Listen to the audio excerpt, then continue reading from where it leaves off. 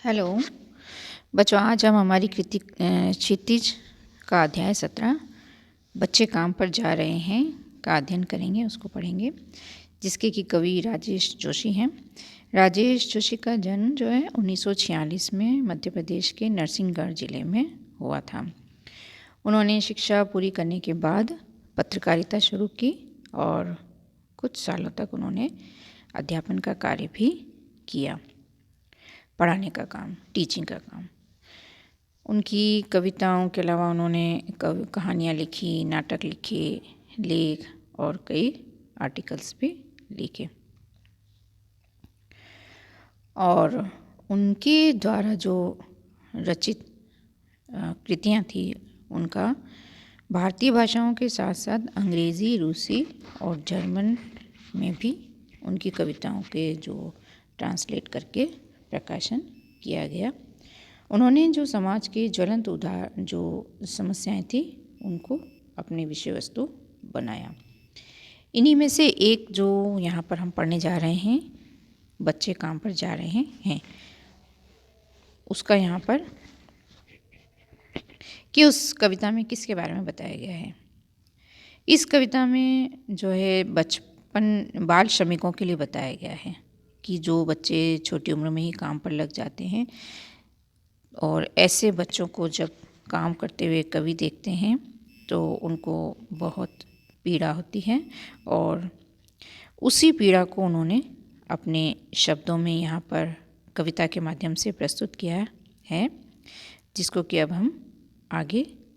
देखेंगे। ये दिखाने के लिए देखो, मैंने यहाँ पे एक आपको चित्र दिया है कि ये चित्र बता रखा है, बच्चे का चित्र है। ये छोटी सी उम्र है, इसकी 14 साल से छोटा है ये, और किशोरावस्था में है, और इसी उम्र में यह काम पर लग गया है। इस तरीके से बच्चे हमको कई जगह देखने को मिल जाते हैं, चाहे वो रेलवे स्टेशन हो, बस स्टैंड हो, कोई वर्कशॉप हो, कोई दुकान हो, सड़क पर हो, कचरा बीनते हों, या किसी और काम में। कई जगह हमें ऐसे छोटे छोटे बच्चे जो हैं, जिनकी उम्र पढ़ाई लिखाई करने की होती है, लेकिन उस समय वो हमें काम करते हुए नज़र आते हैं। और ऐसे ही बच्चों के लिए इस कविता में बताया गया है कि बच्चे काम पर जा रहे हैं। कोहरे से ढकी सड़क पर बच्चे काम पर जा रहे हैं। सुबह सुबह बच्चे काम पर जा रहे हैं। हमारे समय की सबसे भयानक पंक्ति है यह। भयानक है इसे विवरण की तरह लिखा जाना चाहिए इसे सवाल की तरह। काम पर क्यों जा रहे हैं बच्चे? तो यहाँ पर कवि ने ये बात बोली है कि सुबह सुबह कोहरे की सड़क, बोला है कि कोहरा जब सर्दी की ऋतु में होता है, और सर्दी के मौसम में आपको पता है कि मौसम कितना ख़तरनाक होता है, जबकि कोहरा है, कड़ाके की ठंड है। ये एक दृश्य के माध्यम से आपको बताने का प्रयास किया है कि देखो, कोहरे में सड़क पूरी धुंध से ढकी होती है। ये देखो आप, जैसे कोई धुएं के बादल सड़क पर, ज़मीन पर उतर आए हों, और इतनी कड़ाके की ठंड होती है कि जब सभी को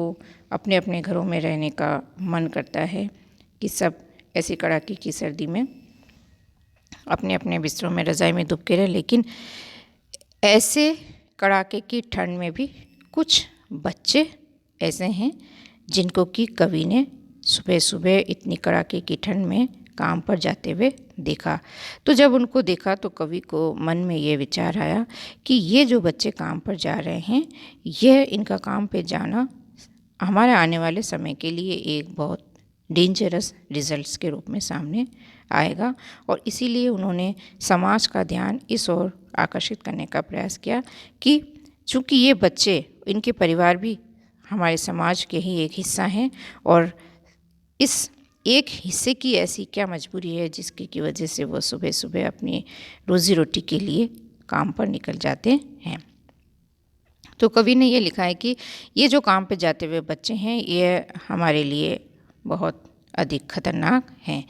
और इससे भी ख़तरनाक यह है कि इसको यदि हम विवरण की तरह लिख दें, यानी कि हम उसको नज़रअंदाज करते हुए बस एक लिख लिया और वह उसकी ओर ध्यान नहीं दिया, तो ये लिखना और भी अधिक खतरनाक है। बल्कि इसको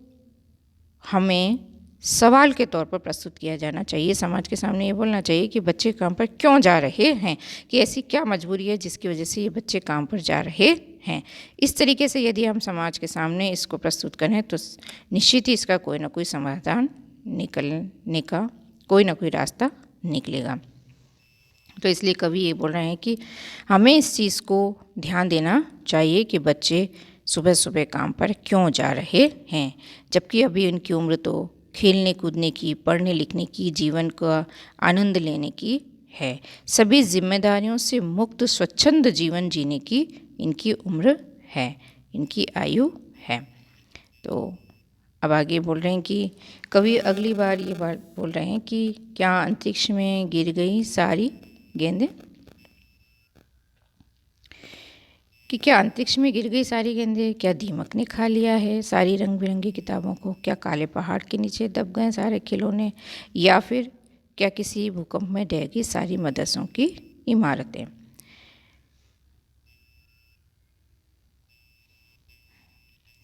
या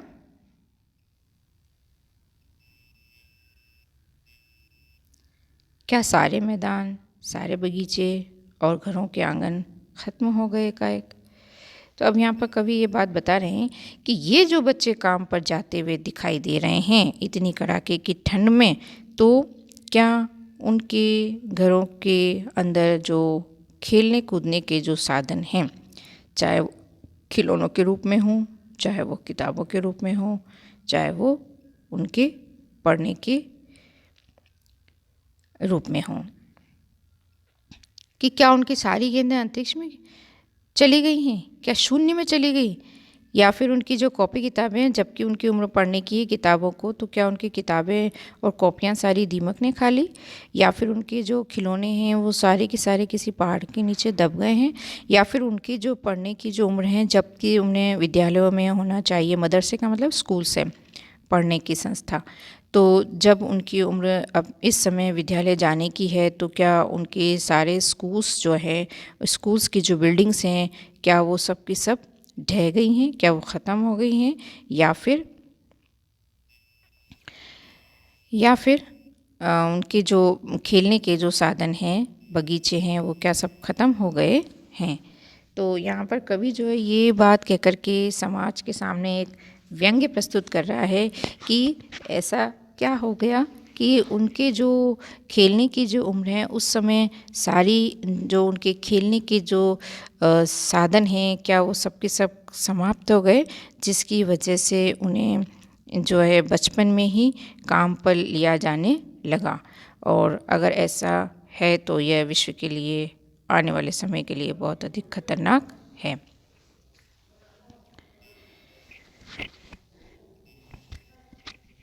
ये चित्र के माध्यम से देखो दिखा रखा है, छोटे छोटे बच्चे हैं, ये ईंट उठा रखा है उसने, वो ठेला गाड़ी चला रहा है, और उसके अलावा यहाँ पर ये देखो बच्चे, ये जो सीन दिखा रखा है, ये सीन हम हमारे जीवन में कभी ना कभी तो आपने ये सीन अभी तक के जीवन में देखा ही होगा। तो इसके लिए कवि ये बात बताना चाह रहे हैं, जब